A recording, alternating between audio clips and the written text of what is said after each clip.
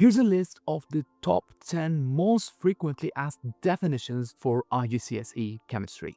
Number 1 is the definition of an isotope. Isotopes are atoms with the same proton number and different number of neutrons. The definition of an isotope is worth 2 marks. Acids are proton donor. You write the symbol of the proton would be worth the second mark. A base is a proton acceptor. Hydrocarbons are compounds that are only made of carbon and hydrogen. Isomers are compounds with the same molecular formula but different structure.